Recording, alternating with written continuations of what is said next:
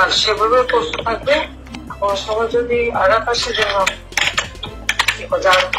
বাড়ি ঘর পড়েছে, তোমার বাড়ি পড়েছে, ইমিডিয়েটলি একটা চিঠি করো থানায়।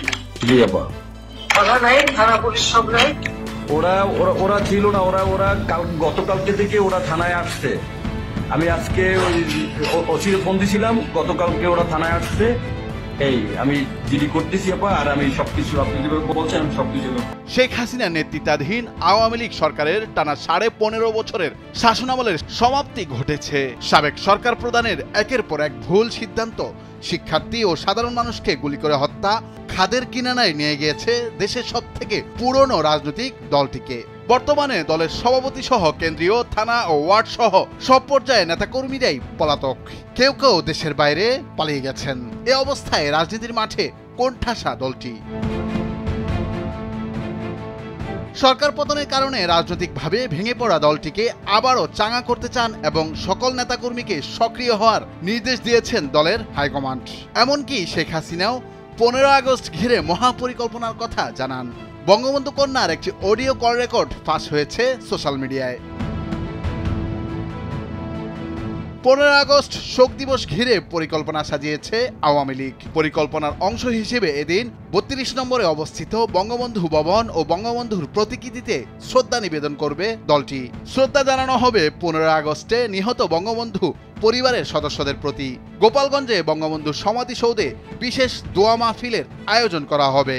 সম্প্রতি বৈষম্য বিরোধী আন্দোলনের পর আত্মগোপনে থাকা আওয়ামী লীগের এক সাংগঠনিক সম্পাদক বলেন, 15 আগস্ট জাতীয় শোক দিবসে আমাদের কর্মসূচি থাকবে। আমরা জাতির পিতার প্রতি শ্রদ্ধা জানাবো। ওই দিন আমরা ধানমন্ডির 32 নম্বরে বঙ্গবন্ধুর প্রতিকৃতিতে শ্রদ্ধা এবং বনানীর কবরস্থানে 15 আগস্টে নিহত বঙ্গবন্ধু পরিবারের সদস্যদের প্রতি শ্রদ্ধা জানাবো। এছাড়া আওয়ামী লীগ ও তার অঙ্গ সংগঠনগুলো দোয়া ও মিলাদ মাহফিলের আয়োজন করবে।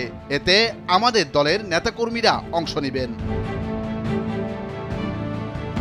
তিনি আরো বলেন, আমাদের নেত্রী ভালো আছেন। তিনি সকল নেতাকর্মীকে সক্রিয় হওয়ার নির্দেশ দিয়েছেন। 15 আগস্ট জাতীয় শোক দিবসের কর্মসূচিতে মানুষের ঢল নামানোর জন্য তাগিদ দিয়েছেন। সম্প্রতি একটি অডিও বার্তা সামাজিক যোগাযোগ মাধ্যমে ছড়িয়ে পড়েছে। এটি সাম্প্রতিক সময়ের বলে নিষিদ্ধ করেছেন দলের একাধিক নেতা। অডিও বার্তায় আওয়ামী লীগের সভাপতি ও সাবেক প্রধানমন্ত্রী বলেছেন, সবাই ঢাকায় চলে আসবে। মৌন মিছিল নিয়ে বঙ্গবন্ধু ভবনে ফুল দিতে হবে। বাংলাদেশের সব এলাকা থেকে ঢাকায় এসে ফুল দিতে হবে। যাদের বাড়িঘর পুড়িয়ে দিয়েছে তাদের থানায় জিডি করতে হবে।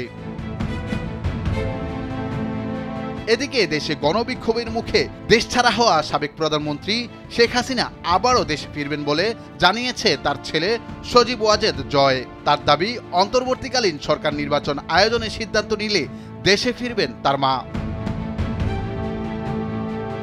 অন্যদিকে ভারতীয় একটি গণমাধ্যমে দেয়া সাক্ষাৎকারে শেখ হাসিনা ক্ষমতাচ্যুত হওয়ার জন্য যুক্তরাষ্ট্রের মতো বিদেশি শক্তিকে দায়ী করেছেন।